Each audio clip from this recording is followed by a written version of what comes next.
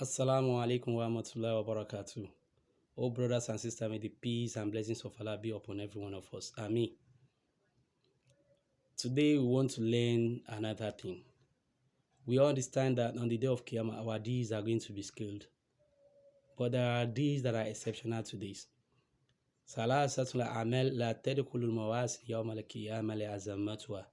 There are three deeds that will not be scaled on the day of Qiyamah due to how big they are, how gigantic they are. The first one is Asiyam, and that is fasting. And that is the period we are, because it is only Allah that reward fasting, and the fasting is for Allah, and that is why the reward is we are going to get from fasting. Whoever fasts sincerely is going to be determined by Allah. But because the rewards might be bigger, very enormous, and that is why it's not going to be scaled on the day of Qiyamah. And that is why the Prophet sallallahu alaihi wasallam said, Allah said, "Kullu amal ibn Adam law illa siyam, fa innahu li wa anna jisibi." He said, all the days of the son of Adam are for him, except fasting. It is for me, and I will be the one that reward it. So in this period of fasting that we are, if you fast sincerely, you restrain from those things that are to be restrained from. You try to fast according to how Allah has prescribed it. Then the rewards you should expect that is going to be enormous. And no one can specify the rewards. Lam yuhad al-ajra. No one can specify the wages you are going to get from it. May Allah accept our fasting, and may we be one of those that sincerely and truly fast. Amen. Then the second one, asobu, that is patience.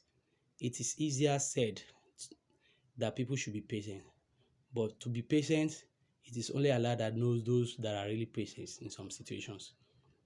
And that is why Allah said in the Holy Quran, He said, "Innama yuwafa sabiruna ajrahum bighairi hisab." He said, verily, the reward of those that are patient are going to be rewarded. Those that are patient are going to be rewarded without measure. It is only Allah that knows the exact degree of reward that we give to those who are patient. At times, when you have not experienced some situation, you may think the other person is not patient enough. It is only when you experience it, that is when you know how patient that person is. But whoever that has been patient because of Allah, then you should expect that the reward is going to be enormous, it's going to be big. Lam yuhad al-ajra, no one can quantify or can specify the wages of being patient.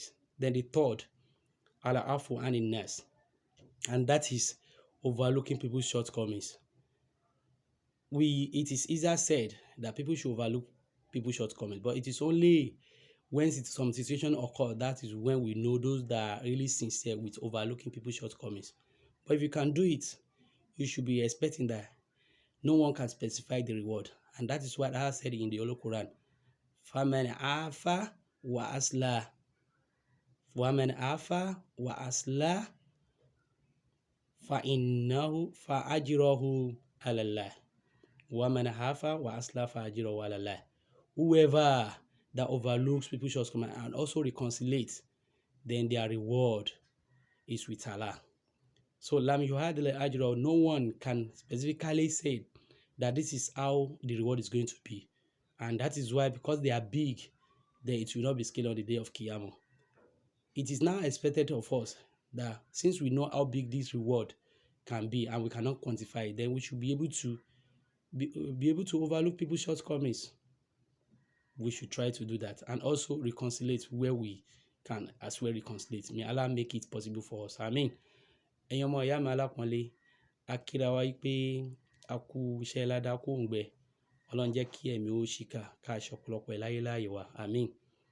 Ìní nínú tí a fẹ́ kọ́ ni pé gbogbo àná la mọ̀ pé ó bá dọjọ́ gbẹ̀dàlẹ̀ Kìámà, gbogbo iṣẹ́ wa ní òṣùwọ̀n ni lọ́lọ́run fi ṣe.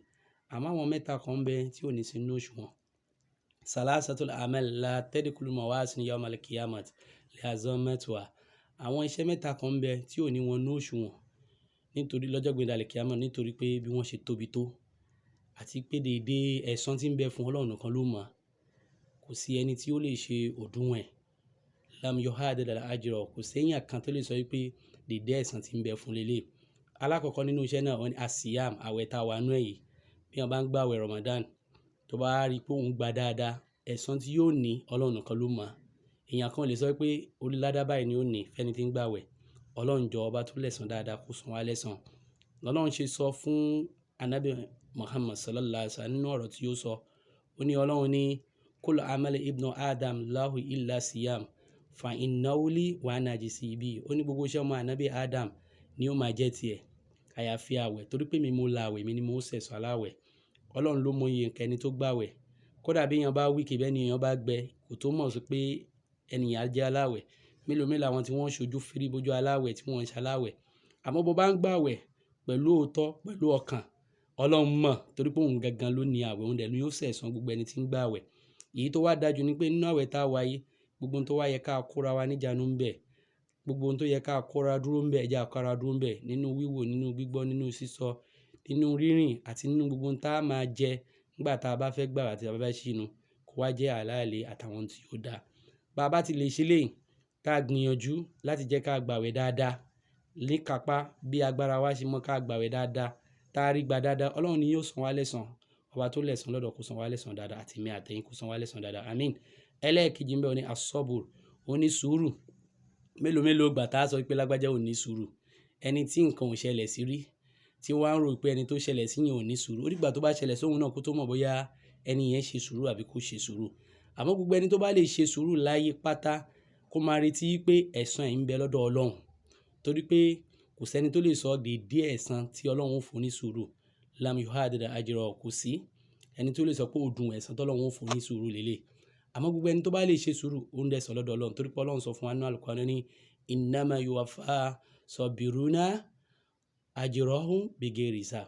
Ó ní dájúdájú àwọn tí ẹ̀san tí a san àwọn ní sùúrù ẹ̀san tí ò lóòdùn wọn ni tí ò lóǹkà téèyàn kan lè sọ pé déédéé bó ṣe rí rè tọ́lọ́run ó san gbogbo ẹni tí bá ṣe sùúrù.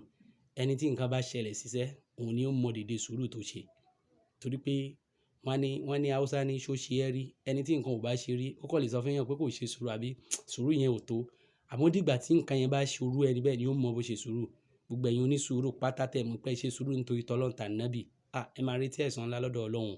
Irú ẹ̀san eléyìí kò ní sí inú òṣùwọ̀n torí pé Ọlọ́run ló mọ déédéé ẹ̀san tó ń sọ yẹn tí ó ń sọ ní kó wá Ọlọ́run jọ kó ṣe wá lónísùúrù láwọn àyè tó dáa kó wá ṣe wá lẹ́ni tí ó gbẹ̀san dáadáa níwájú Ọlọ́run àmín. Ẹlẹ́ẹ̀kẹta bẹ́ẹ̀ wọn náà ni al-afu anin nas ó ní àmójúkúrò lọ́dọ̀ àwọn èèyàn nípa àṣìṣe àwọn èèyàn máa láṣìṣe gẹ́gẹ́ bí pé kò sẹ́ni tó pé àwa náà máa láṣìṣe. Ẹnu tó wà ńbẹ̀ ni pé ọ̀tọ̀ láṣìṣe ọ̀tọ̀ làmọ̀ṣe. Àmọ̀ṣe ni pé kí nǹkan ti wá di lemọ́lemọ́ ó ti ń di kíni ó ti ń di áìbù ó ti ń di àlébù lọ́dọ̀ ènìyàn kí yẹn ó ń ṣe pé bóyá àṣìṣe mọ́ ó ti di kíni àmọ̀ṣe ìṣesí ẹni yẹn. Bákan náà ni pé bí èèyàn bá lè ṣàmójúkúrò lọ́dọ̀ àwọn níbi àṣìṣe àwọn èèyàn Ọlọ́run ní òun máa san ẹnìyẹn lẹ́san tó jẹ́ pé ẹ̀san tí Ọlọ́run yóò máa san Ọlọ́run ló mọ déédéé òdùn ẹ̀ lam yuhadid ajra kò sẹ́nìkan tó lè mọ déédéé ẹ̀san tí Ọlọ́run ó sọ ẹni tí ó bá ṣàmójúkúrò lórí jẹ́ pé Ọlọ́run sọ nínú Al-Qur'an ní faman afa wa aslah fa ajruhu ala Allah. Ó ní ẹni tó bá ṣe kíni tí ó bá ṣàmójúkúrò fáwọn èèyàn tó tún tàtúnṣe orí ẹ̀san irú ẹni bẹ́ẹ̀ ń bẹ lọ́dọ̀ Ọlọ́run tó ṣàtúnṣe ó ṣàmójúkúrò tó wá ṣe àtúnṣe ẹ̀san wọn ń bẹ lọ́dọ̀ Ọlọ́run. Ó dọwọ́ èmi àtẹ̀yin gbogbo àwọn nǹkan tó yẹ káwa náà ṣe kíni ká ṣàmójúkúrò ń bẹ. Bákan náà ni pé ká ṣàtúnṣe a lè máa gbẹ̀san Ọlọ́run jọ ọba tó lẹ̀san dáadáa lọ́sọ̀ kó san wá lẹ́san dáadáa kó san wá lẹ́san dáadáa.